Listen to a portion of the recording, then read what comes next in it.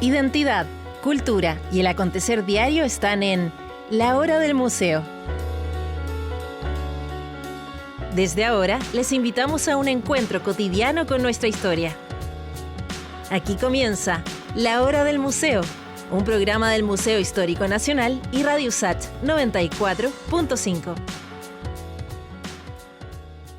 Bienvenidos a La Hora del Museo, un gusto acompañarlos en esta emisión, como siempre compartiendo con ustedes temas de nuestra literatura, nuestra historia, nuestra sociedad, cultura, patrimonio. Hoy, como tantas veces, vamos a estar hablando de un libro muy interesante que tengo aquí en mis manos que se llama El Viaje. Nos va a acompañar Patricio de la Paz, escritor y periodista, quien da vida a este libro que tiene relatos, como decía, bastante distintos a los que uno acostumbra. Bienvenido, Patricio, un gusto tenerte aquí en el programa. Muchas gracias, Rocío, por la invitación. Patricio, debo confesar que antes de que llegaras aquí al estudio y nos conociéramos, yo pensé que eras una persona mayor, muy mayor.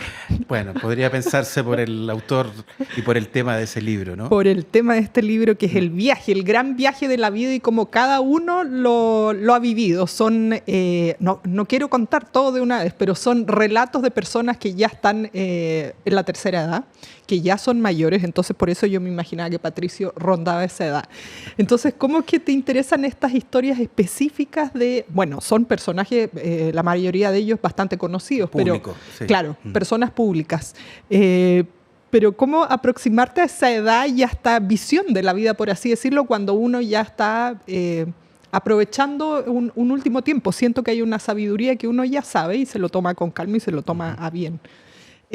¿Cómo surge tu interés por este tema? Mira, yo diría que es una respuesta que tiene dos partes. Una, por el ejercicio periodístico. Yo siempre he trabajado en prensa, en prensa escrita, y coincidió el año 2019 que, por pauta, por contingencia, empecé a entrevistar muchos viejos y viejas en muy poco tiempo y empecé a ver cosas en común en esas entrevistas. Más allá de los temas particulares o las contingencias específicas, había un poco lo que dices tú, como una sabiduría más que por la formación académica o el quehacer específico, por vivir mucho nomás, ¿no? Entonces, eso me llamó la atención, y lo otro es que me parecían que eran testigos de un país que ha ido desapareciendo. O sea, ellos son testigos de un país como en extinción, un país que no existe, o una buena parte de ese país ya no existe. Entonces, dije, aquí hay un material que se puede trabajar de manera más profunda, con más tiempo y más extensión que una entrevista en prensa escrita.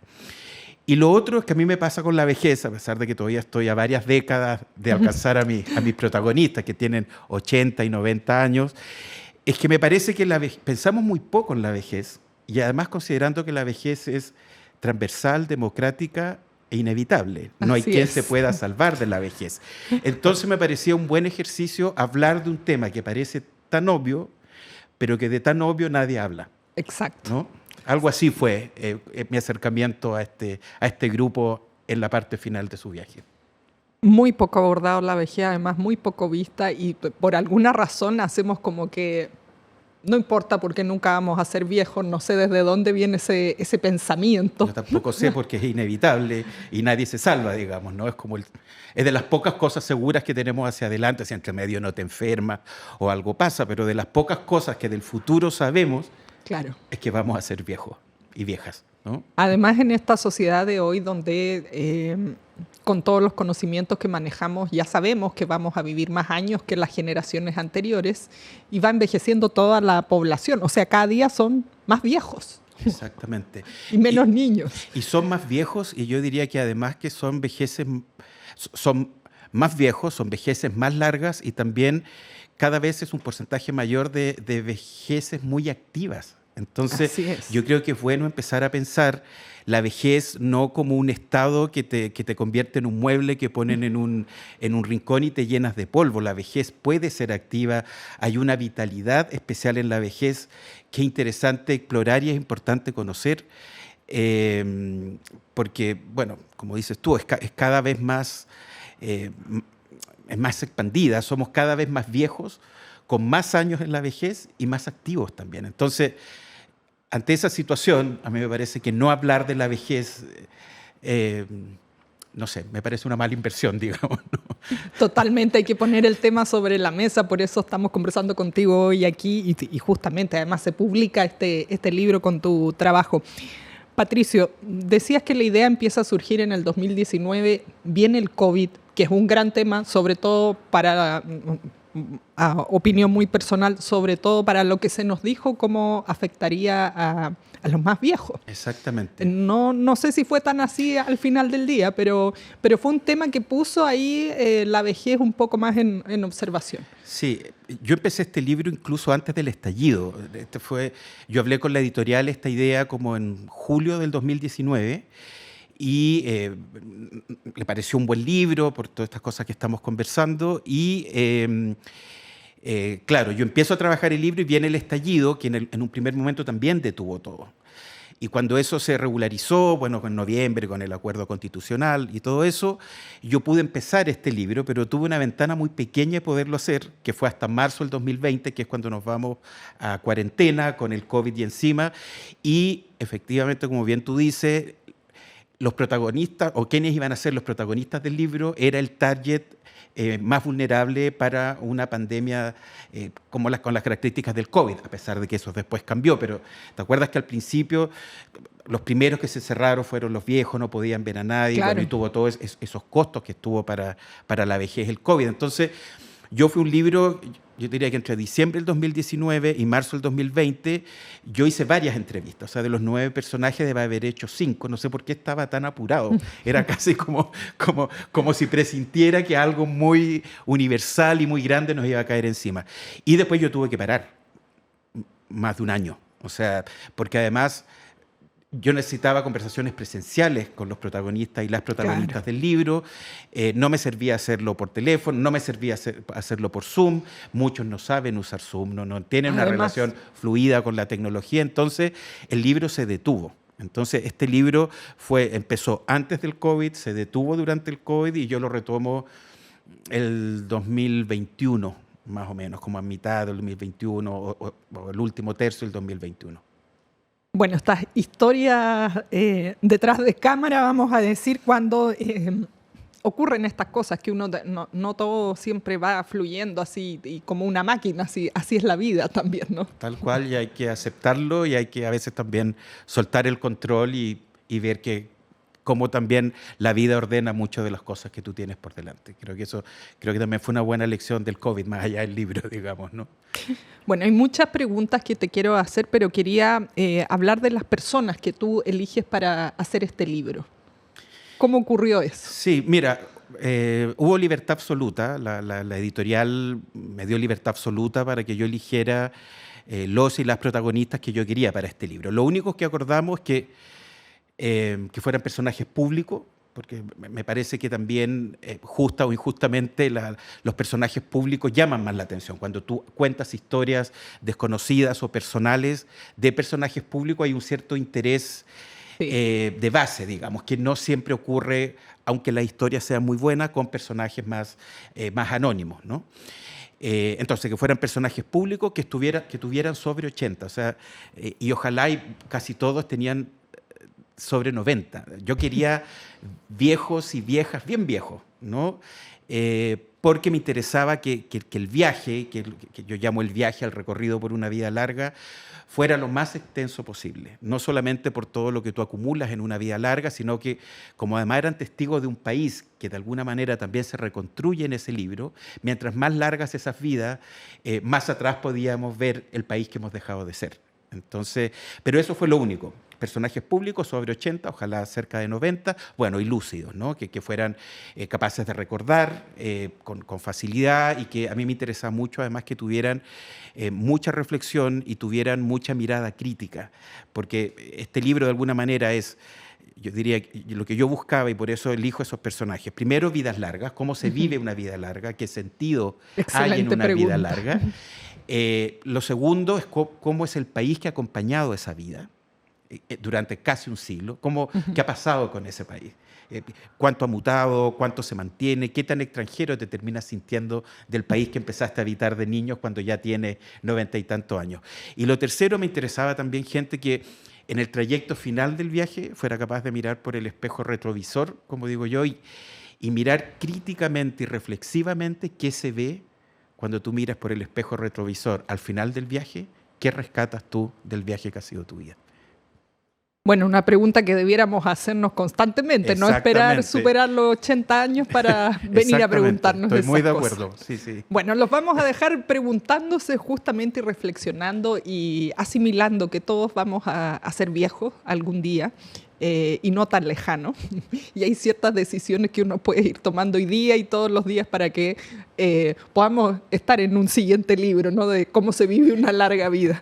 Patricio, te quiero invitar a hacer una pausa para regresar conversando de estos personajes ya de lleno. Bueno, y me imagino que tuviste además que estudiar bastante sobre la vejez para ponerte en la misma vereda. Bueno, vamos entonces con la pausa y ya regresamos.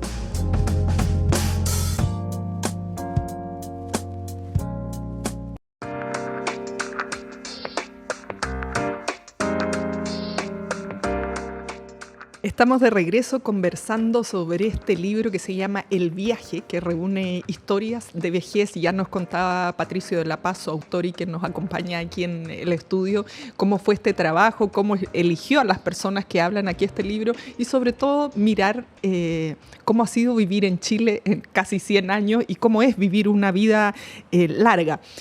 Patricio, me imagino que, como yo decía antes de ir a la pausa, tuviste que estudiar, ponerte un poco en los zapatos de ser viejo, entendiendo que te falta todavía mucho para llegar allá. ¿Cómo fue esta preparación para ir a conversar con estas tremendas personas? Mira, bueno, uno recurre a las vejeces más cercanas que tiene, ¿no? En mi caso, mis padres, que no hubieran calificado ese libro, porque si digo que hubieran calificado por edad me mato, porque no han llegado a 80, digamos, mis papás tienen 70 y largos, pero no 80. Pero son mis vejeces más cercanas, entonces empezar como a mirar cómo se vive la vejez, qué cosas se te agudizan en la vejez, cuáles son las preocupaciones de la vejez.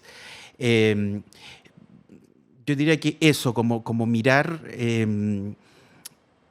o sea, vivir en la experiencia de la vejez más cercana, cómo se arma una vejez. Yo creo que eso fue importante. Y lo otro, y esto es un paréntesis, que es algo que a mí me pasó, a mí personalmente, que yo tuve un COVID muy grave, prevacuna, estuve más de un mes intubado, fue una situación muy dramática, muy grave, y yo sentí que ese COVID, de alguna manera, a mí me puso a temas que uno cree que son solo de la vejez. O sea, me generó como una empatía natural con la vejez, que tiene que ver cuando tú has estado agónico, cuando has estado muriéndote por una enfermedad en este caso, tienes otra relación con la fragilidad, con la finitud de la vida, con soltar el control. Y creo que esas cosas que yo las viví anticipadamente por un coma y una enfermedad muy grave, me generó, fíjate, una empatía natural con temas que ellos y ellas se preguntan de manera natural porque biológicamente o cronológicamente están como en la primera línea. Entonces, yo diría que esas dos cosas, hubo una preparación como teórica de observación, además en eso me sirve ser periodista. Había entrevistado además muchos viejos. Siempre me ha interesado la vejez a mí, como esos niños como de viejos chicos. Y entonces siempre había entrevistado muchos viejos, tenía cercanía, había conversado sobre la vejez. Lo reforcé con mis padres y después, lo que digo, tuve esta experiencia personal que, bueno, sí, fue una mala suerte y todo eso, pero creo que si puede tener algún sentido, fue como sensibilizarme con esos temas que están presentes de manera natural cuando tú eres viejo. Claro, ahí te puso, pero totalmente en estas grandes preguntas que yo me imagino que se acercan cuando uno ya está en el último tiempo, en el último tramo del camino. Bueno, decía yo, el COVID no fue exclusivamente para los más viejos. Yo te lo confirmo, digamos, ¿no? Sí, pero eso fue, digamos, y como el COVID, de alguna manera... ocurrió en la mitad del libro, mientras este libro estaba en elaboración, en reporteo, ni siquiera en escritura todavía.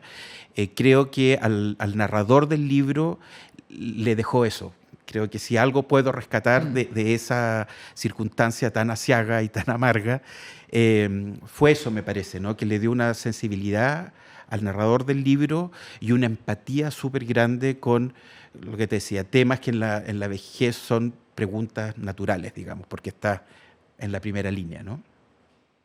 Bueno, hablando de los personajes, me imagino que la lista habrá sido más larga y por ABC razones se fue acortando y se fue editando y quedamos con las personas que están aquí hoy. Sí, fue así exactamente. Hizo una larga lista que fue mucho más larga de lo que yo pensaba. Te lo preguntaba como porque uno de repente, por lo mismo esto que nos cuesta o no queremos ver la vejez, como que anulamos esa parte, Obvio. Entonces, pero sin embargo a ti te salió una lista larga de que personas. yo mismo me sorprendí. De hecho, cuando yo hablé el libro con la editorial, dije, chuta, ojalá pueda llegar con todas esas características a 10, a 12. Y la lista fue mucho más larga porque, como bien dices tú, uno no piensa en eso. Pero cuando te enfocas a decir, quiero personajes públicos sobre 80 años que tengan un nivel de reflexión y de crítica interesante, llegas a una lista bastante larga. Y ahí yo diría que cuando estaba esa lista larga operó el gusto mío. ¿Quiénes eran aquellos viejos y viejas que yo tenía ganas de conversar largo, en tiempos, pues lo que te decía, mucho más extenso y con una elaboración mucho mayor que lo que uno hace en el día a día en la prensa? Entonces, elegí personajes que a mí me interesaban y porque presentía que había una historia interesante ahí. Pero bueno, también hubo reemplazos porque hubo algunos que me gustaban, pero que o no podían, o se enfermaron, o incluso se murieron en medio de las conversaciones, porque la materia prima de este libro es muy frágil. Entonces pasó eso. Y finalmente quedaron estos 9, que a mí me encantan, y también he aprendido que las cosas que son las que ocurren. Y estos eran finalmente los 9 viejos y viejas que tenían que estar en este libro. Así que estoy muy tranquilo, creo que yo le puse empeño, elegí los que a mí me gustaban, pero lo que te decía, uno también tiene que dejar que las cosas decanten un poco solas. Y bueno, decantó en estos 9 personajes que están ahí, lo estás viendo. Así es, son de lo más variado, porque tenemos entre historiadores, personajes públicos, bueno, vinculados a la política de alguna manera, en fin, muy variado. Pero antes de, porque quiero que nos compartas algunas historias, sí, claro, o cómo fue estas entrevistas con ellos, les asignaste un valor, por así decirlo, o un concepto, sí, a cada uno. No sé si eso ya era una idea preconcebida o cuando ya los conociste, les diste vuelta a sus historias. Es buena pregunta, Rocío. No fue, yo no me acerqué a un personaje porque tenía un concepto, fue al revés. Es cuando yo, después de realmente horas y horas de entrevista, cuando yo me preguntaba cuál es el concepto que le ha dado contundencia a esta vida, que ha ordenado esta vida, que ha hecho que esta vida tenga valor, me empezaban a aparecer solos después de esas conversaciones. Y hubo una decisión editorial de que, en el fondo, cada viejo y vieja es un capítulo y cada capítulo es un concepto. Y eso yo lo pensaba porque mientras yo estaba reporteando este libro, yo pensaba cómo no se hiciera tedioso, porque son personas que comparten la misma época y el mismo lugar.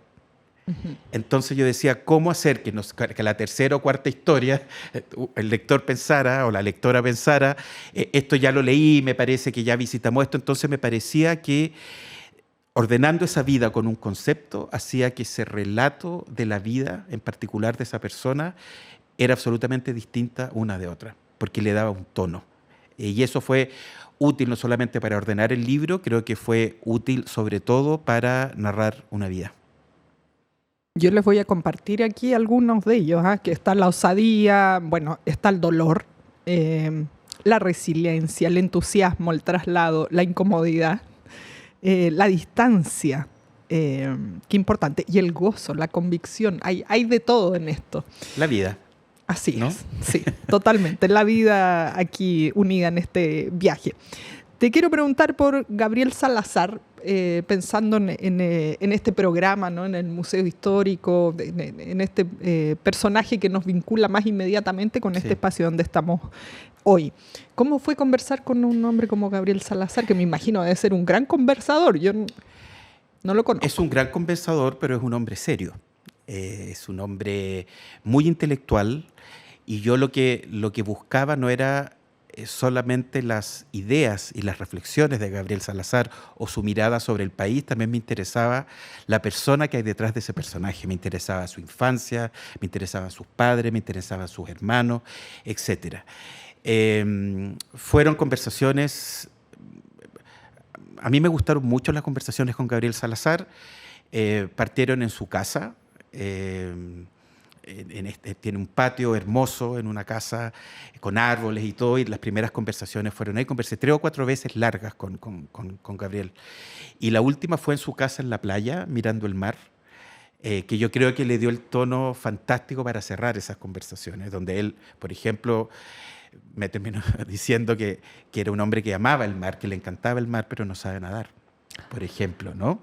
Entonces, tú te das cuenta que, o sea, yo creo que pasan varias cosas, porque cuando tú te dedicas de verdad a conversar con alguien, sin apuro, sin premura, sin ni un tipo de segunda intención, sino que solamente escuchar una vida, a medida que tú te juntas más con esa persona, la persona también está, por decirlo así, mucho más entregada a su contraparte en la conversación, que era lo que yo buscaba en este libro. Entonces, volviendo al caso de Gabriel Salazar, pues digo, él es una persona más bien seria, muy intelectual y todo, pero me parece que en la navegación de ese capítulo se logró, bueno, no solamente explicar las ideas que hacen las ideas de historia, de historiografía que hacen que Gabriel se gane el Nacional, sino que también cómo en esa vida en particular la biografía impacta demasiado quién eres y qué haces. Entonces, me parece que en todos, pero ya que estamos hablando en el caso de Gabriel en particular, me parece que esa biografía que él mantiene atesorada, más bien guardada, explica mucho de por qué a él le interesa ese tipo de historia, la historia social, por qué son esas sus obsesiones profesionales que hacen mirar el país y mirar la sociedad de un mundo particular. Tiene que ver estrictamente con la vida que a él le tocó vivir y con las preguntas que él se empezó a hacer desde muy joven. Y por eso ese capítulo se llama La incomodidad, porque a mí me parece que Gabriel Salazar desde niño es un ser humano que mira con mucha incomodidad lo que lo rodea. Y en esa incomodidad con que él mira lo que le rodea y cosas que no le calzan, él se empieza a hacer preguntas que de niño y adolescente no tiene la respuesta, y cuando encuentra esa respuesta se transforma en una línea de hacer historia y que le vale el premio nacional y el reconocimiento incluso de los historiadores que no están de acuerdo con su mirada. Exactamente, como un aporte, ¿no? Que tienen otras opiniones. Se ubican desde otra orilla para contar la historia. Patricio, te quiero invitar a que hagamos una pausa para al regreso seguir conversando de estos personajes. Quisiera que comentáramos de las mujeres también, de las cuales están aquí entrevistadas o recoge su viaje por esta vida. Les recuerdo que hoy día nos acompaña Patricio de la Paz, el autor de este libro que se llama El viaje. Ya volvemos.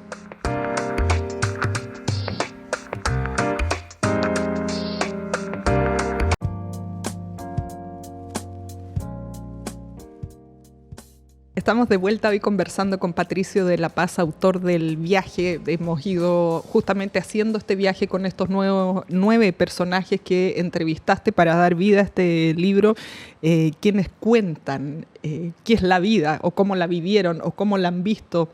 Y me imagino que con eso uno puede hacer sus propias conclusiones y reflexiones y valorar, sobre todo. Ya nos contarás cuáles fueron tus intenciones también al terminar el libro. En el bloque anterior conversábamos de la conversación con Gabriel Salazar. Y quería también que nos comentaras con las señoras que tú conversas el caso de Ángela Ageria, que es la resiliencia. Yo pensaba también, tal vez nunca la conocí ni la seguí mucho, podría haberle quedado bien el dolor.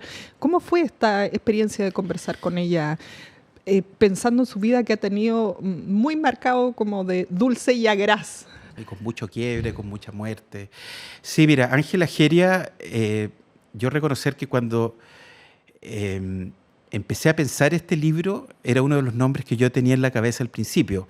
Nunca la había entrevistado, no la conocí en persona, pero me parecía una persona valiosa en los escasos momentos que ella se mostraba, porque ella públicamente era conocida como la madre de la presidenta Bachelet, pero se sabía poco de ella. Se sabía la historia del marido, que se había ido al exilio Ángela con Michel juntas, que había sido una defensora y una activista en los derechos humanos, pero no se sabía mucho de su historia. Entonces a mí, yo siempre, por eso digo, desde el inicio, yo decía que gana que estuviera la Ángela Ageria, pero no tenía ningún como valor agregado para llegar a ella, no la conocía.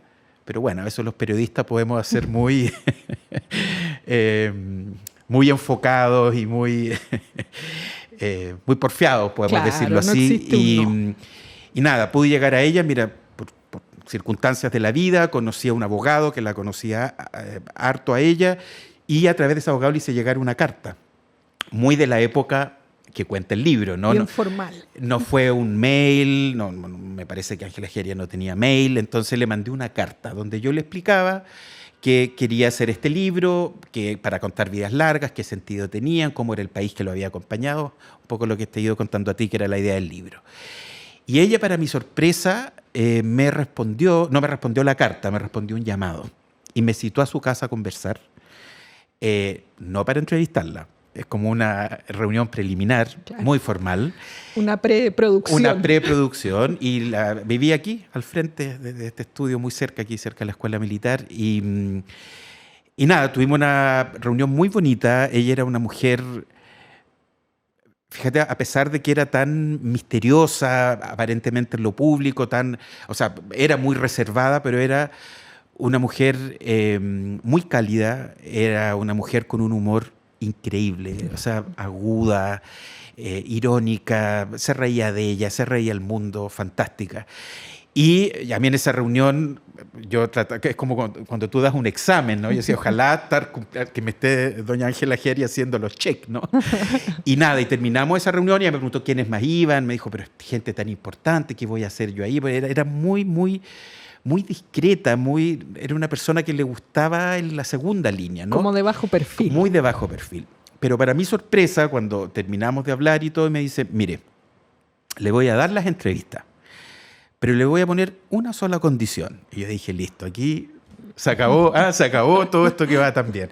Nada, y lo único que me dice es que si al final de todas las entrevistas con ella, yo estimo que lo que ella me cuenta no tiene la suficiente altura para estar en este libro, yo se lo tenía que decir, lo dejábamos fuera y no había ningún problema. Y a mí me parece que eso la retrata de cuerpo entero, y eso yo lo cuento en el capítulo, porque esa es Ángela Ageria. Y bueno, nos juntamos casi todo febrero del 2020. La encontré bastante sola en ese verano, Ángela Ageria. Su hija estaba en Ginebra, en ese tiempo trabajando en la ONU. Los nietos, había visto menos a sus nietos, que eran muy cercanos a ella, los hijos de Michelle Bachelet. Entonces, como digo yo, las sincronías de la vida la encontré en un momento donde estaba sola, se sentía sola y tenía muchas ganas de hablar. Y yo la noté que a medida que empezó a recordar su vida, ella niña, sus hermanos, su padre, su madre, se fue entusiasmando, porque en general me pasó con ella, pero me pasó con todos, que la memoria genera memoria. Cuando tú empiezas a recordar tu infancia, es como que se te abren ventanas y tú empiezas a encontrar historias que a lo mejor conscientemente no las tenías archivadas, y de alguna manera es como que se revelan en ese momento, ¿no? Y eso era muy bonito, porque yo veía a Ángela y a todos los otros protagonistas iluminados, porque era como que tomaban un tren y ese tren de repente daba una vuelta y los ponía a ellos de 5 años en una historia que no recordaban hace mucho tiempo. Entonces fue muy bonito. Y bueno, y en el caso de Ángela, el concepto fue resiliencia, porque a mí me parece... podría haber sido el dolor, como me dices tú, sí, pero me parece que una persona que nunca se quedó en el dolor. Claro. Ella dio un paso más allá del dolor. Ella hizo que... Ella le dio un significado a ese dolor en su vida, para que su vida tuviera sentido y ella pudiera seguir viviendo tranquila y feliz. No solamente tranquila, feliz. Y eso para mí es resiliencia, porque es una vida muy golpeada, eso se conoce, todo lo que pasó en el golpe militar, que en el fondo Muere su marido en la cárcel pública a manos de las mismas personas que habían estado con él en la Fuerza Aérea. Se van al exilio. A ella se le muere su hijo mayor se le muere a los 50 y tantos años, etcétera, ¿no? Cargaba mucho quiebre. Una persona que ella pierde a su madre a los 9 años. Se parte el capítulo con eso.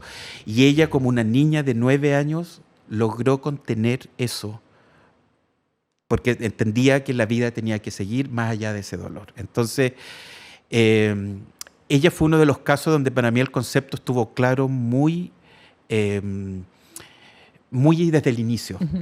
Era demasiado evidente. En otros tuve que navegar un poco más. Pero en ella, cada vez de esas 4 o 6 entrevistas que hicimos largas, era evidente que la resiliencia era el tema que ordena su vida, no solamente en la vida que le tocó de adulta, incluso en su vida de niña y de joven, ¿no? Aquí solo una pregunta. ¿Cuántos años tenía cuando se quedó viuda y se tuvo que ir al exilio? Ángela debe haber tenido alrededor de 50, 40 y largo. Claro, porque ella entró a la universidad grande a los 44 años, fueron mechonas en la Chile junto con su hija. Y claro, esto le tiene que haber pasado hacia el fines de sus 40, 48, 50 por ahí. No quiero que nos cuentes el libro, pero entra a la universidad con su hija. ¿Y qué entra a estudiar? Entra a estudiar arqueología. Sí, que era algo que ella siempre la había entusiasmado y ella decía, por eso digo que era una mujer muy especial y nunca había estudiado, pues se casó muy joven, uh-huh, como casi todas las... Era una época donde las mujeres se casaban muy jóvenes y no estudió, fue una esposa militar que básicamente siguió a su marido de todos lados. Entonces, cuando sus hijos estaban grandes, estaban instalados aquí en Santiago, ella decidió, con la venia de su marido, que era un gran hincha, el general Bachelet era un gran hincha de su mujer, entró a estudiar arqueología en la Universidad de Chile con 44 años. Qué importante esto, porque me parece fundamental para el viaje en esta época en que creemos que todo tiene que ser inmediato. Se nos ha olvidado que hay que hacer un camino, hay que hacer esfuerzo, hay que curtirse antes de alcanzar las cosas. Hay gente que ya siente que si tiene 20 y tantos ya está muy viejo para estudiar o para lo que sea. O sea, no hay edad. Y no es la única del libro, ¿eh? Doña Marta Cruzcoque, que es otra de las protagonistas, también entró a la universidad junto con su hijo, entró a estudiar filosofía a la Universidad Católica a los 40 y tantos años también. Qué increíble. Podría entonces entrar a estudiar otra carrera. Perfectamente, 1 o 2 más. Bueno, hoy día, en todo caso, desde mi punto de vista, la universidad está... uno puede, gracias al internet y gracias a la gran cantidad de información, autoeducarse bastante bien. Absolutamente. Ya no es necesario poder tener acceso a la universidad para acceder a toda esa Pero en esos tiempos, cuando ellas tenían 40 y tantos, no había otra manera. No había otra manera de poderse educar, más allá de lo que les habían enseñado sus familias y, bueno, la inquietud intelectual que todas tenían. Pero claro, la universidad era la manera en que tú te pudieras... adquirir ese conocimiento, digamos, ¿no? Bueno, además que es toda una experiencia ir a la universidad, no solo es ir a aprender, sino es todo ese mundo que se abre. Patricio, aprovechando que mencionabas a Marta Cruzcoque, es otra de las señoras que quería abordar, ¿no? Vinculada siempre al mundo de la cultura. Y el patrimonio, ¿no? Me imagino que también habrá sido una gran conversadora o manejaba muchísima información. ¿Cómo fue esa experiencia? Marta Cruzcoque fueron también 6 entrevistas. Es la mayor del libro. Cuando yo la entrevisté, Marta Cruzcoque tenía 98 años. Y estaba lúcida, increíblemente lúcida. También tenía un humor cáustica, irónica, genial. Era una mujer... Imagínate que el cuerpo ya no la acompañaba. Cuando yo la entrevisté, ella estaba absolutamente ciega, había perdido un ojo por un glaucoma, había perdido otro por un trombo, estaba ciega y casi no caminaba. Y así todo, cada vez que yo me sentaba a conversar frente a ella, no sé, sentía yo como música de fondo, porque tenía una memoria, me contaba unos episodios con un detalle. Yo no tengo esa memoria, ¿no? Que podría haber sido nieto de doña Marta Cruzcoque. Y ella también tiene una vida, bueno, distinta a la de Ángela que estábamos hablando. Ella viene de una familia con padres profesionales, con mucha cultura alrededor. Sin embargo, ella decide estudiar, ella cuando siente, o sea, sabe que tiene esta cultura alrededor, con su marido viajaban, se instalaron en Europa, ella fue a cursos libres en la Sorbona, etcétera, pero ella sentía que necesitaba un conocimiento a su medida y experimentar la situación de ser instruida. Y empieza a estudiar a los 40 y tantos, y estudia filosofía, y nada, y piensa que además ella, que fue, ese capítulo se llama, si mal no recuerdo, la osadía, ¿verdad? Ella fue siempre osada, siempre atravesó los límites que no le tocaban a las personas ni de su clase social, ni de su grupo económico y todo. Ella siempre fue incorrecta, a mí me gusta, pero siempre, de niña, ¿no? Está ahí en el libro. Y ella, imagínate, era audaz, era osada, era audaz. Ella asume su primer cargo público, que fue, ¿te acuerdas?, de directora de la DIVAM, con el regreso a la democracia. Ella tenía 70 años cuando debutó en la arena pública. 70 años. Marcando la pauta. Totalmente. Patricio, ¿no? Quiero que nos cuentes más detalles de Marta Crusco, que yo la vi hace años, si no me equivoco, en algún aniversario del Museo Histórico, y ya, claro, como tú dices, con el cuerpo un poco más ya sí, claro, debilitado, ya más viejita, pero siempre... es una persona que atraía con su sola presencia. Sí. Hay personas muy magnética, ¿no? Exactamente. Muy magnética, sí. Te invito a que hagamos una pausa para que volvamos ya en la última parte de este programa, que se nos ha ido muy rápido, conversando, sí, ha sido muy buena conversando de estos otros 6 personajes que no hemos hablado hasta aquí. Así que ya regresamos. Hoy día nos acompaña aquí en el estudio Patricio de la Paz, autor del Viaje.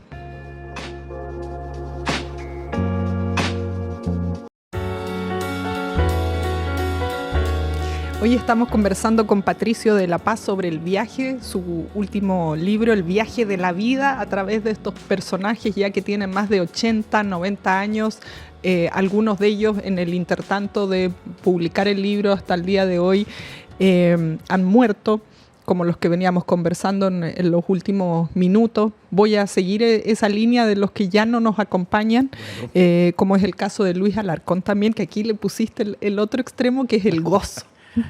Yo recuerdo su cara y creo que le viene perfecto. Ese fue también otro de los capítulos donde el concepto estuvo claro muy al principio, porque realmente Luis Alarcón era un gozador. Él se definía como un gozador y no solamente se definía así, me parece que lo ejerció con toda la propiedad, no se quedó con ningún poco de gozo adentro. Y lo mismo, es un concepto que le ordena la vida entera, no solamente como actor o como personaje más público, sino que ya de niño todos sus recuerdos tienen que ver con algo, con una travesura, con un disfrutarse la vida a su manera. Entonces, no había duda. O sea, fue un concepto que era demasiado claro con él. Estoy yo aquí mirando los demás personajes también, ¿no? Y aquí, más allá, bueno, está también Carmen Barros, que tiene el entusiasmo. Es como prima hermana del concepto de Luis Alarcón. Del gozo. Sí. Bueno, tanta que tenemos que aprender de estas personas, pero como pudiéramos extendernos mucho más y no nos queda tanto tiempo, una vez que en los entrevistas, tú decías, tuviste 4, no sé cuántas entrevistas con cada uno. Entre 4 y 6 entrevistas, largas, de horas con cada uno. Y además, me imagino que a esa edad, igual que cuando los niños son muy pequeñitos, son bebés, uno va viendo cambios. Me imagino, porque el tiempo de repente como que... así como tú decías, Marta Crusco, que estaba ciega de un ojo, después del otro, a lo mejor viste cómo les fue pasando el tiempo a ellos en el periodo de estas entrevistas. Lo que pasa es que las entrevistas de cada uno eran seguidas en el tiempo. O sea, yo hice entrevistas durante 3 o 4 años, pero cuando tomaba un personaje, esas entrevistas eran muy seguidas. Ahí. Lo que te contaba, por ejemplo, con Ángela Geria, fueron todo febrero del 2020. Entonces, no alcanzas a ver cambios muy grandes respecto de la salud o del físico, porque son entrevistas muy seguidas. Pero fíjate que sí, lo que pasaba, yo me daba cuenta que ellos estaban cada vez más cómodos, cada vez más sueltos y cada vez permitían gozosamente que tú pudieras entrar a sus vidas sin mucha reserva, ¿no? Como que se generaba una relación de confianza, una relación de distensión, una relación de comodidad, y eso era muy, muy, muy interesante. De hecho, con casi todos, cuando terminó las entrevistas, ellos me decían: y esta es la última entrevista, ya no nos vamos a ver más, nos vamos a conversar y qué sé yo. Y con varios de ellos tengo contacto por eso mismo. Siento como una responsabilidad de alguien que fue capaz de vaciar frente a ti su vida con esa honestidad y esa entrega, que siento que hay una responsabilidad de parte mía como narrador, autor de ese libro, con respecto a los protagonistas. Se crean lazos. Inevitablemente. Además, hablando temas tan profundos, porque esto no era un libro para hablar sobre economía o sobre historia necesariamente o únicamente, porque sí habla cada uno de su área particular de saber, digamos, pero eran hablar de la vida, esas preguntas profundas que tú te haces como ¿cuál es el sentido de tu vida? Entonces yo creo que inevitablemente tú generas una relación con esa persona que es capaz, con esa generosidad, de dejar ser su copiloto en ese viaje, ¿no? Una suerte de terapeuta, me imagino también. Tiene una cosa de terapeuta, algo de psicólogo, un periodistas preguntones, y a varias conversaciones muy sueltas, porque además yo digo, o por lo menos yo soy un periodista que siempre ha trabajado en medios, yo hago libros, este es el segundo que hago, libros de no ficción, porque también hay un narrador que es más suelto. No. Hay un narrador que yo le permito más cosas que al narrador que hace notas para prensa. Claro, por ejemplo, tan ¿no? formal. Tan formal. Aquí es un narrador donde lo que ocurra con ese narrador también es relevante para la historia del libro. Entonces, son conversaciones, o sea, yo diría que son más que entrevistas, son conversaciones entre dos personas que se ponen de acuerdo para recorrer juntos una ruta. Habiendo terminado la recopilación del material, publicado este libro, ¿hay cosas en común al final de la vida que tú rescates de estas experiencias de vida? Sí, y tiene que ver con... Yo lo puse en el epígrafe del libro, es una cita de Marc Augé, que es un sociólogo francés, que yo creo que es eso, porque lo que dice esa cita es que la vejez te quita muchas cosas, y eso es cierto. Hay una fatiga de materiales natural que Claro. tú no puedes hacer nada contra esa fatiga de materiales, ese desgaste del cuerpo. Pero hay algo que sí depende de ti, y es mantener tu espíritu que esté guiado por la vitalidad. Eso sí lo puedes manejar. Y lo que yo encontré, y por eso elijo esa cita, es que estas eran personas que, más allá del desgaste que te producen los años y la vida vivida, habían tenido una opción de mantener la vitalidad presente, y se notaba, y se puede. Creo que esa es la lección de este libro, ¿no? Como que a mí me hizo repensar mucho la vejez, me hizo perderle miedo a la vejez, me hizo ser menos prejuicioso con la vejez, y entenderla y valorarla en esto que te estoy contando. Marc Augé, la persona que escribió el libro donde yo saco la cita, dice... dime la vida que has llevado y te diré qué tipo de viejo o vieja Claro. eres, ¿no? O sea, hay algo que depende de ti. Y lo otro es que, lo que te decía al principio, la vejez es inevitable, y yo creo que uno puede prepararse para la vejez. O sea, no hay que esperar que la vejez te caiga encima para empezar a ser viejo. Creo que uno puede pensar en el viejo o vieja que uno va a ser, y cómo quiere que sea ese viejo o esa vieja, ¿no? Y prepararse para eso. Y te digo, no solo prepararte en cuidarte, en una dieta, me refiero a preparar tu espíritu, a mantener tu vitalidad. Y esa es una tarea que se puede empezar antes de ser viejo. Una cosa antes de terminar esta conversación, aprovechando que hablas del espíritu, ¿qué hay de la espiritualidad?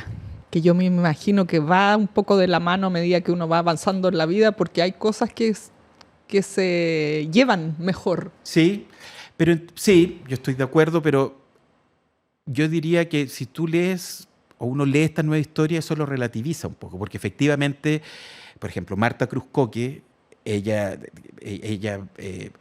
claro, era una espiritualidad cristiana, católica, y a ella le daba un sentido y le quitaba el miedo. Ella en una de las reuniones, me acuerdo que me mira fijo, así, con sus ojos además nublados, que no me podía ver, y me dice, yo no le tengo miedo a la muerte, me dice. ¿Y usted sabe por qué no le tengo miedo a la muerte? No, le digo, yo no sé, porque yo voy a resucitar. Y eso ella la tenía tranquila y qué sé yo.